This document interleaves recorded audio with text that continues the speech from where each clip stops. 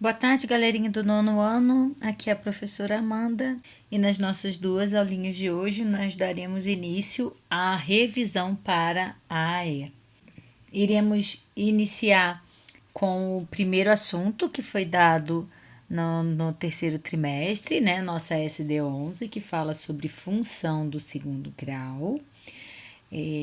Nós faremos duas aulas sobre esse assunto, onde no primeiro eu vou fazer uma revisão geral dos pontos mais importantes e alguns exemplos. E na segunda aula a gente vai utilizar da nossa listinha de exercício de revisão. Não sei se vocês já se atentaram, tem uma listinha lá no bloco de revisão para E, que é chamado de SD15. Quando vocês forem abrir o bloco, vocês vão achar a listinha lá.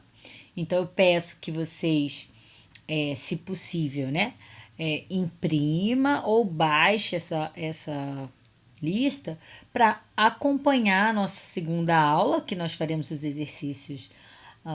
Iniciaremos, né, a resolução de alguns dos exercícios e também, claro, para que vocês estudem depois, né?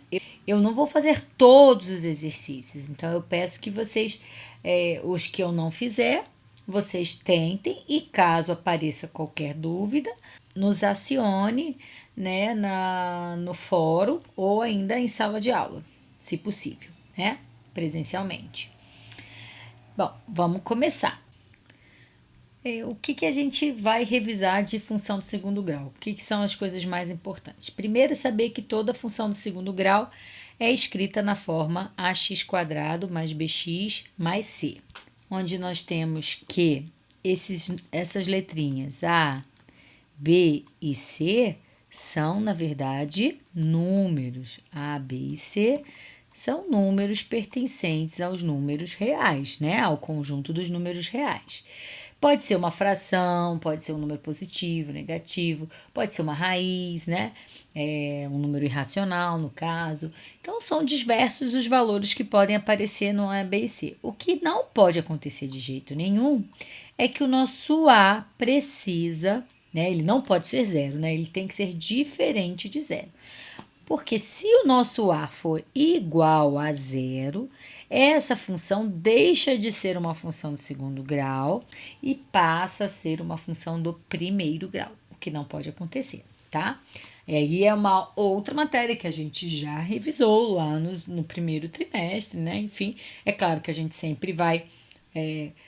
sempre vão aparecer matérias anteriores, mas para classificar como função do segundo grau, lembrar que o A tem que ser sempre diferente de zero, tá bom? Um exemplo bem básico, f de x igual a x² menos 2x mais 3. Aqui eu só quero identificar quem é A, quem é B e quem é C, né? Então, aqui o nosso A, neste exemplinho, o nosso A é o que está na frente do x², que seria o número 1. O B seria esse aqui que está junto ao x, menos 2. E o C é o que está sozinho, que a gente chama de termo independente, é o 3. Quando a gente começou a estudar a função do segundo grau, primeiro a gente relembrou como identificar quem é A, B e C e logo depois a gente foi para cálculo numérico. O que é cálculo numérico? Nada mais do que fazer continhas mesmo com essa função. Existem duas maneiras de se fazer cálculo numérico. Na verdade, até três, né?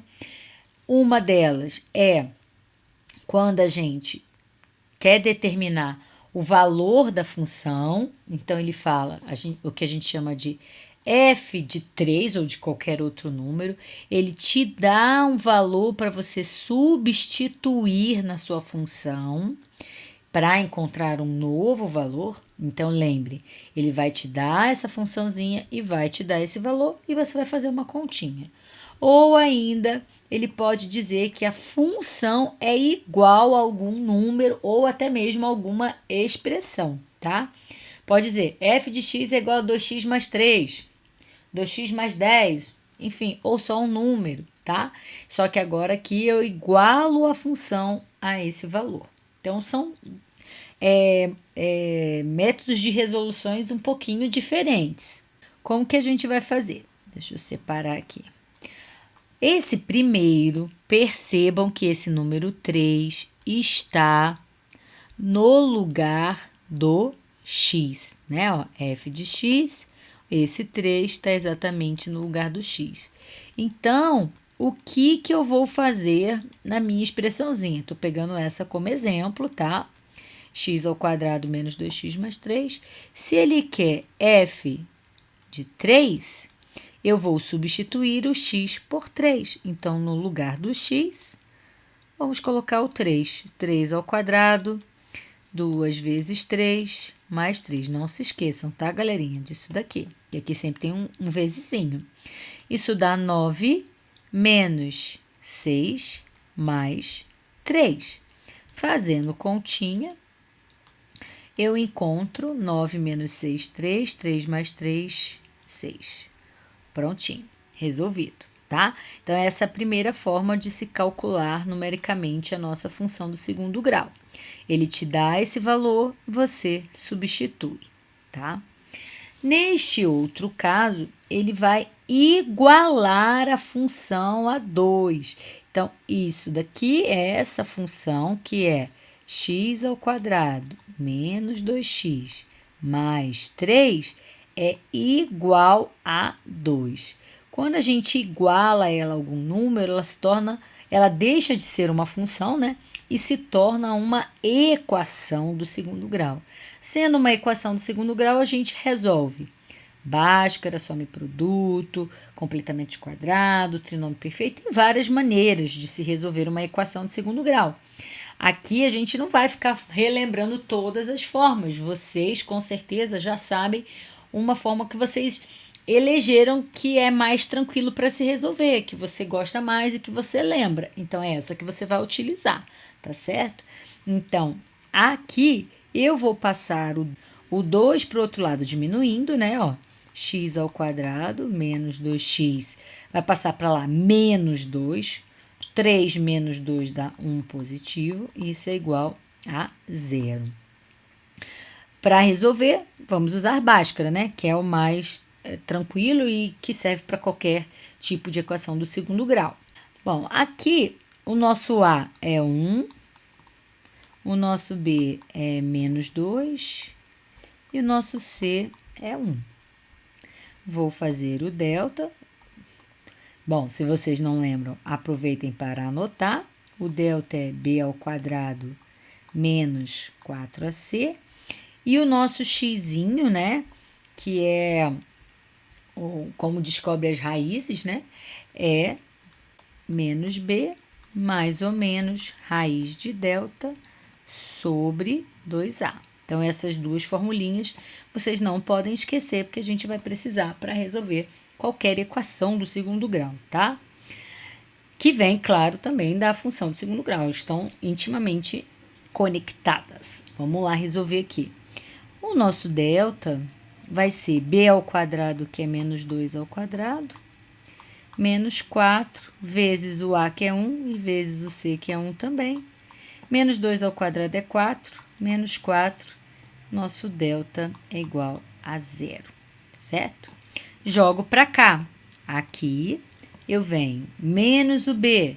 Ó, o nosso b é negativo, então fica menos o menos 2.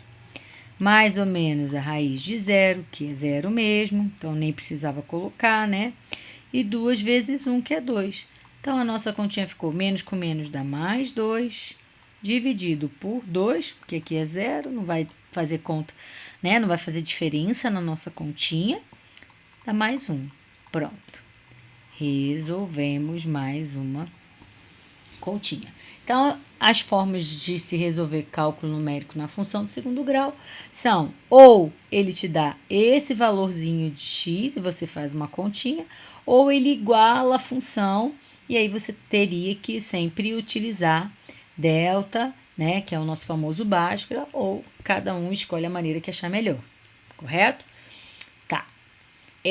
Existe a possibilidade de aparecer os dois juntos. Por exemplo, um f de 3 igual a 2. Mas isso só vai acontecer caso tenha uma letrinha a mais envolvida aqui na nossa função.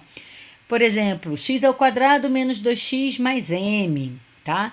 E aí, com essa outra letra, a gente só consegue descobrir dessa forma, né? Se ele te der, por exemplo, que f de 3 é igual a 2, e a gente resolveria as duas contas ao mesmo tempo. E acharia o valor de m, tá? Já aqui, eu acho o valor da função ou o valor do x. Essas são as diferenças. Bom, depois do cálculo numérico, a gente foi para o zero da função. O que é o zero da função? É a gente igualar a nossa função a zero. Quando a gente iguala a nossa função a zero, né? Eu encontro, é o que a gente diz, as raízes da nossa equação. Então, são raízes da equação ou zeros da função. Então, eu digo que a minha função bonitinha é igual a zero. Exatamente igual a isso aqui, ó. Praticamente, né? Praticamente igual. Eu faço a mesma coisa, só que ao invés de eu igualar a um número que ele deu, a gente vai igualar a zero. Sempre vai falar, determine o zero da função ou a raiz da função, né? Da equação. E a gente vai pegar essa mesma funçãozinha, x ao quadrado menos 2x mais 3, mas vou dizer que é igual a zero, tá? Não preciso passar nada para o outro lado, pois já está montadinha a nossa função. Identificamos quem é A, quem é B e quem é C. 1, menos 2 e 3. E realizamos essa mesma continha que a gente fez aqui, o famoso delta e x, o Bhaskara, né? O famoso Bhaskara. Então, é a mesma coisa, menos 2 ao quadrado, menos 4 vezes 1 vezes 3. Isso daria 4 menos 12 menos 8. A diferença é, claro, que aqui nós já vimos em equação do segundo grau que quando o delta é negativo, não existe raiz real. A gente não consegue identificar porque a gente não consegue tirar a raiz de um número negativo, tá? Por acaso aconteceu isso, gente. Existem infinitas funções. Teremos função que o delta vai dar maior que zero, outras vão dar igual a zero e uma outra ainda que pode dar menor que zero. A gente já sabe disso, né? Que existem essas três possibilidades. O que muda deste para esse é apenas esse valor. Aqui ele vai te dar, num exercício qualquer, ele vai te dar esse valor, já aqui ele não vai falar valor, ele vai falar determine o zero da função. E nós temos que lembrar que zero da função é sempre quando a função é igual a zero. Ou seja, já está até no nome o que ele está pedindo, não é mesmo? Bom, então sempre a melhor maneira de se resolver essa igualdade, seja com um número qualquer, ou seja, o zero da função, é resolvendo Bhaskara, tá bom? Beleza, vamos para um exemplo, mas agora contextualizado, porque normalmente exercícios de função do segundo grau, na maioria das vezes, são contextualizados. É claro que existem os mais simples, é bom para a gente treinar esses cálculos, mas o exercício contextualizado é bom para a gente aplicar o nosso conhecimento e ainda aprender um pouquinho de interpretação, não é mesmo? Então vamos lá.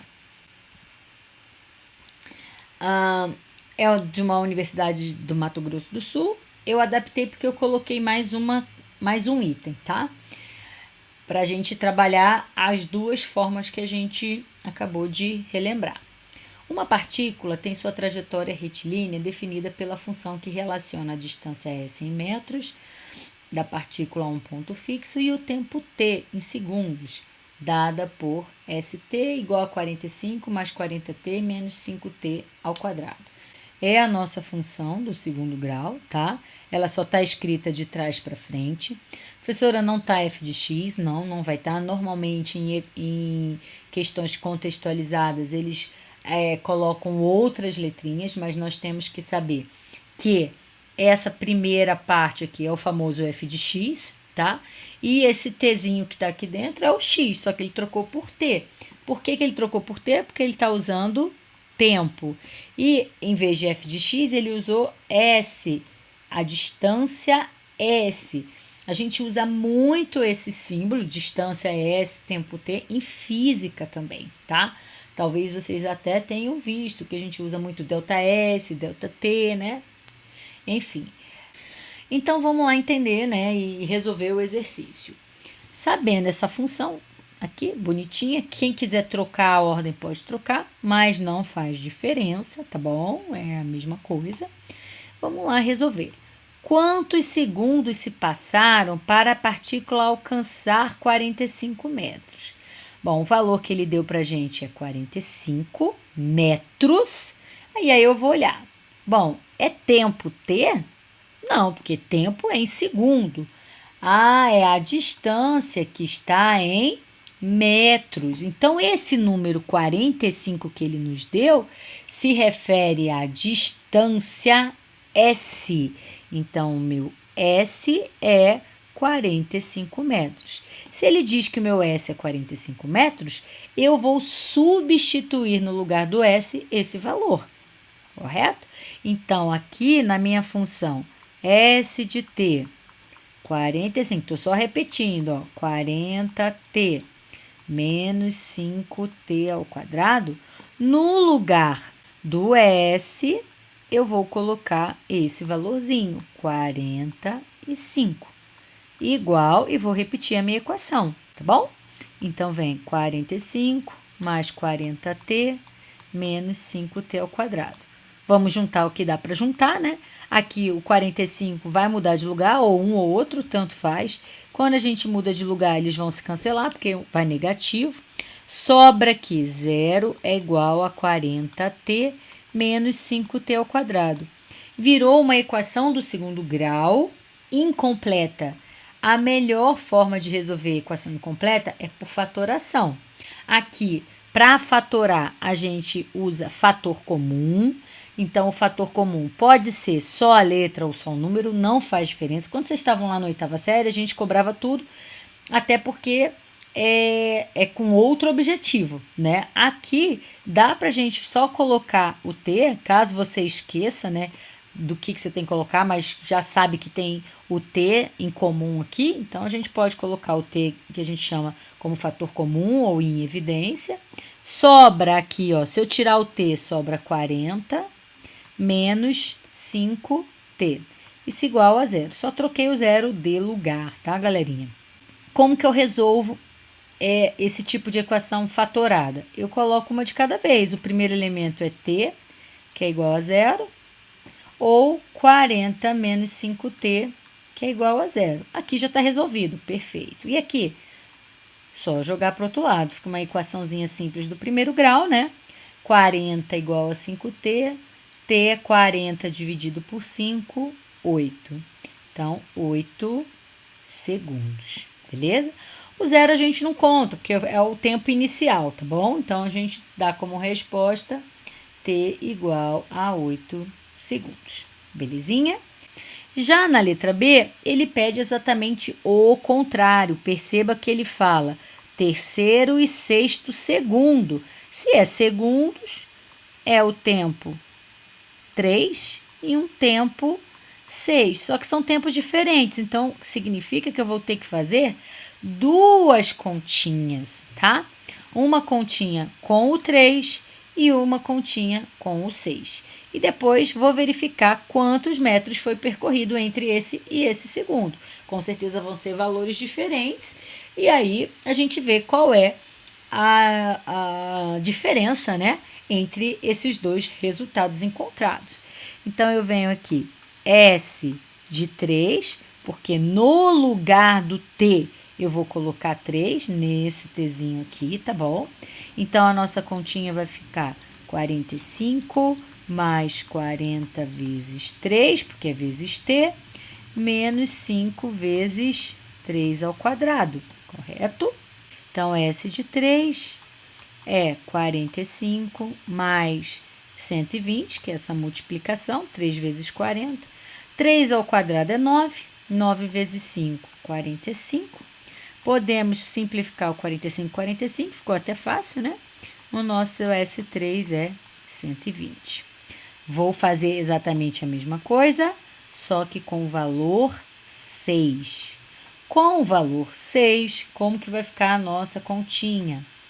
45 mais 40 vezes 6 menos 5 vezes 6 ao quadrado. 45 mais 40 vezes 6 agora é 240. E aqui fica 6 ao quadrado, 36. 5 vezes 36. 285, né? 45 mais 240. Menos, fazendo essa continha, dá 180. Logo, o nosso S6 vai ser 105, esqueci de colocar aqui, metros, correto? Mas ele quer algo mais aqui. Qual é o algo a mais que ele quer aqui? Quantos metros foram percorridos entre esses segundos? Então, o segundo 3 foi 120, o outro foi 105. Então, entre eles, é só a gente diminuir 120 menos 105, 15 metros. Essa seria a nossa resposta final. Beleza, bora continuar. Vamos agora falar sobre gráfico.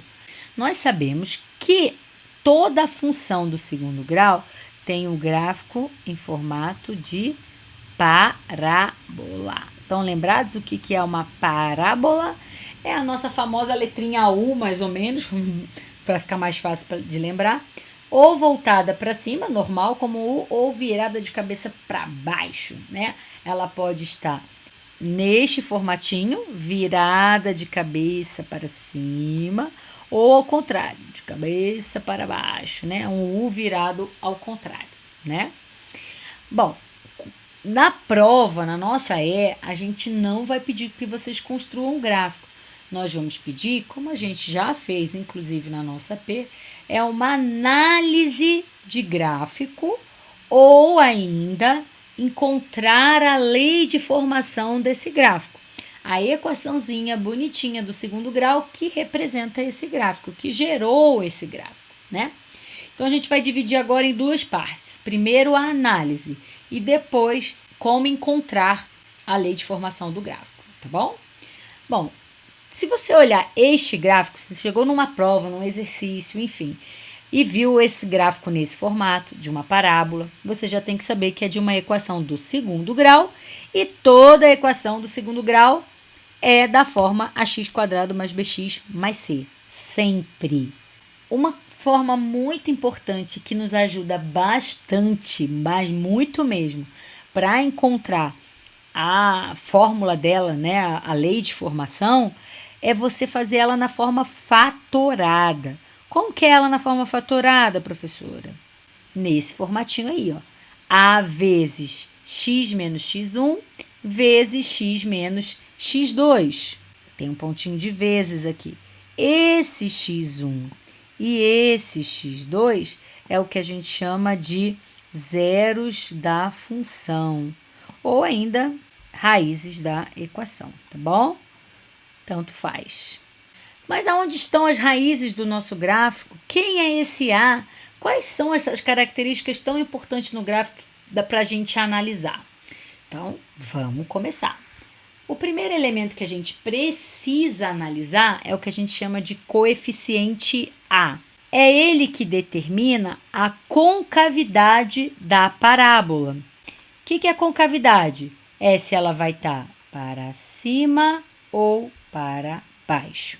O que determina isso é o valor do A. Se o nosso A for positivo, a concavidade está feliz, né? Ela é voltada para cima. Se o A for negativo, ela está tristinha, a concavidade é para baixo. Então, aqui, neste exemplo, se estivesse perguntando num VOF ou numa questão qualquer, a concavidade dessa parábola é para cima, logo o nosso A é positivo. Próximo, as raízes ou zeros da nossa função. As raízes ou zeros da nossa função são encontradas no eixo x. Vou olhar o eixo x para encontrar as minhas raízes. Está aqui o meu eixo x. vou olhar quem é que está no eixo X marcadinho, ó. 1 e menos 3. Então, esses dois valores são as raízes da nossa função. Seria o nosso x1 e o nosso x2, tá bom? Esses dois valorzinhos. Normalmente vão aparecer dois, mas pode acontecer de não aparecer nenhum ou de aparecer apenas um. A gente já vai falar sobre isso, tá? São esses dois valorzinhos, ó, x1 e x2, que a gente vai usar aqui, ó, para encontrar a lei de formação. Joia! Vamos continuar. Próximo é o coeficiente C. Esse também é muito importante. O coeficiente C está no eixo Y. É o contrário das raízes. Eu olho o eixo Y. Quem é que está marcadinho nele? Ó, só vai ter um pontinho nele.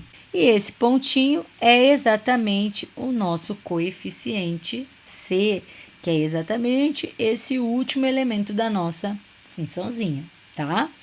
Próxima coisinha que a gente pode identificar no nosso gráfico é como o delta vai se comportar. O delta pode ser menor que zero, igual a zero ou maior que zero. O que determina isso, né? No gráfico, como é que eu vou saber? Já que eu não sei quem é A, B e C, como é que eu vou achar o delta, né? Bom, quando o delta é negativo, ele não tem raiz nenhuma, zero raízes nenhuma. A parábola, inclusive, não toca o eixo X. Ela está toda para cima ou toda para baixo, tá certo? Então, não toca o eixo X. Se for igual a zero, tem apenas uma raiz. Ou, como a gente fala, tem duas raízes iguais, tá? Toca apenas uma vez o eixo X. Só tocaria, por exemplo, no ponto 1 e ficaria aqui toda para cima ou aqui no ponto 1 toda para baixo. Um exemplo, tá? Se a gente for transformar aqui, as duas vão ser exatamente iguais, tá, galerinha? A gente coloca, se for 1 aqui e 1 aqui também. Se for menos 3 aqui e menos 3 no outro lado também, tá bom? E quando ela é maior que zero, nós temos duas raízes reais diferentes. Então, aqui são essas duas. O nosso delta, neste exemplo, é maior que zero, tá? Beleza? Então, num gráfico, galerinha, não existe o delta ser duas coisas ao mesmo tempo, não. Ou o delta é menor, ou é igual, ou é maior que zero. Tudo bem? Outro ponto extremamente importante é o que a gente chama de vértice. Vértice é esse pontinho V aqui, né? Que é um ponto de inflexão que a gente chama da parábola. O que significa isso, professor? É onde ele exatamente muda de direção. Percebam que essa parábola vem descendo, chega no vértice, ela passa a subir. Então, sempre o vértice acontece essa troca de direção, tá? É no vértice que a nossa parábola fica dividida exatamente ao meio, tudo que tem do lado esquerdo vai ter do lado direito, né? O vértice, existe uma formulinha a ser encontrada e ela é de extrema importância. Vocês não podem esquecer essa formulinha, menos b sobre 2a e menos delta sobre 4a, tá? A gente encontra ele fazendo essas continhas, claro, se ele der a função pra gente. Ou se ele der o gráfico, a gente identifica numa boa aqui. Nesse exemplinho aqui, menos 1 e menos 4, tá? O vértice também é muito utilizado quando a gente fala em pontos de máximo ou mínimo, né? O que é ponto de máximo ou o que é ponto de mínimo? É o nosso vértice. O que muda, né? O ponto de máximo é quando o nosso A é negativo. E o ponto de mínimo é quando o nosso A é positivo, tá certo? Tá? Tem essa troca aí, máximo negativo, mínimo positivo. Então, por exemplo, aqui nessa nossa funçãozinha, né, no nosso gráfico, o A é positivo, porque a concavidade está voltada para cima. Logo, ele tem um ponto de mínimo, ele atinge um valor mínimo. Ele vem lá de cima do infinito, desce até chegar no menos 4, que é o menor valor que ele assume, e depois ele passa a aumentar novamente. Então, esse valor, menos 4, que foi o mínimo que ele chegou, é o que a gente chama de valor mínimo. O ponto mínimo é a junção do x com o y, tá? Mas quando ele falar essa palavrinha mágica, máximo ou mínimo, depende do tipo da função que aparecer, né? Se ela vai ter o A positivo ou negativo, mas sempre que ele falar em máximo ou mínimo, nós vamos ter que associar esse nome ao vértice, tá bom? Nós temos que achar o x ou o y do vértice, depende da pergunta do exercício, beleza? Bom, então essas são as análises que podem aparecer na nossa provinha, né? Quando tiver um gráfico desenhado. Mas e agora? Como que a gente faz para encontrar a equação desse gráfico, né? Porque normalmente é dado a equação para a gente e a gente faz a análise ou constrói o gráfico, tá de boa. Mas e se for o contrário? Deu o gráfico e quer achar a equação. Como que a gente vai fazer? Então vamos lá, utilizar esse mesmo gráfico. Então vamos lá, utilizar o que a gente acabou de revisar, que são os pontos mais importantes do nosso gráfico da função do segundo grau. Primeira coisa é vocês lembrarem que a função f de x, a melhor maneira de eu determinar a lei de formação dela é escrevê-la na forma fatorada. X menos x1, x menos x2, tá? Lembra que x1 e x2 são as raízes da equação ou zeros da função, né? Que a gente encontra no eixo x, já está dizendo, ó, x1, x2.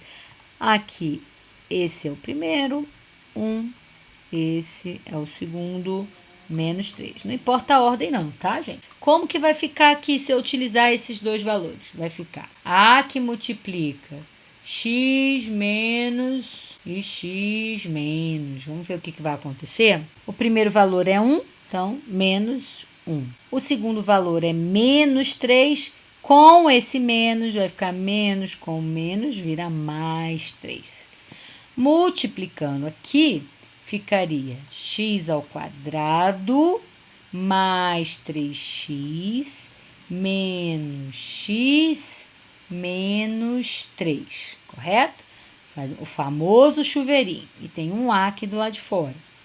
Aqui vai dar A que multiplica, dá x ao quadrado. 3x menos x dá 2x menos 3, correto? Então, fica ax ao quadrado mais 2ax menos 3a. Essa seria a minha equaçãozinha. Mas, professora, calma aí. Tá tudo com a letrinha A e não é esse o objetivo. A gente não tem que achar o valor? Temos que achar o valor, sim. Como que a gente vai fazer isso? Vamos lá. Para a gente conseguir resolver, a gente precisa de um novo dado, que pode ser o vértice ou este bonitão aqui, que está no eixo Y. Quem é esse, gente? Aí, muito bem, esse é o nosso coeficiente C. Ele diz que o nosso coeficiente C é menos 3. Então, vamos analisar aqui a nossa equação. Esse aqui é o próprio A, tá tudo bem. Esse aqui é o nosso B, então, o nosso B é igual a 2A.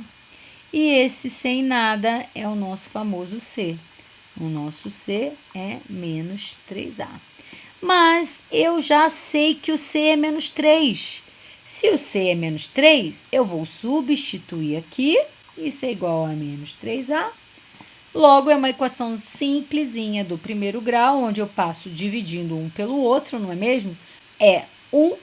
Achei o A, jogo aqui. O nosso B é 2 vezes A, ou 2 vezes 1. Logo, o nosso B é 2. Prontinho. Achei o A e o B e já tinha o C. Então, esse gráfico lindão tem como equação, né, como lei de formação, o quê? Vamos lá, ax ao quadrado, né, que é a forma geral. A é 1, então x ao quadrado. mais bx, quem é o nosso b? 2, então é 2x, mais o c, que é menos 3. Pronto, encontramos a lei de formação desse gráfico. Beleza? Vamos lá. Será que ainda dá tempo de fazer mais um? Bom, galerinha, parece que a gente ultrapassou um pouquinho o limite do tempo. Então, eu vou deixar esse exercício aqui como um desafio, tá? Para vocês, igual eu fiz no assunto de circunferência e depois eu coloquei a resolução, beleza? E aí fica para vocês resolverem, estudar e se quem quiser tiver dúvida, não tiver entendido, mandar mensagem para mim no fórum que eu ficarei muito grata em responder, tá? Eu não vou colocar a resposta hoje para que vocês tentem, mas devo colocar para a próxima aula, beleza? Então aqui só uma dica, ó, aqui no eixo Y, quem é aqui no eixo X, então é bastante parecido, só que aqui a conta vai dar um pouquinho diferente do que a gente viu, vai dar um pouquinho só mais de trabalho, mas vocês vão precisar encontrar este ponto aqui, que é o vértice da nossa parábola. Afinal de contas, ele fala sobre ponto de máximo, tá bom? Então, ponto de máximo ou de mínimo é sempre falar sobre vértice. Então, a gente tem que encontrar o vértice. Beleza, galerinha? Vou ficar por aqui só alguns segundinhos, porque daqui a pouco começa a nossa segunda aula. Até daqui a pouco. Tchauzinho.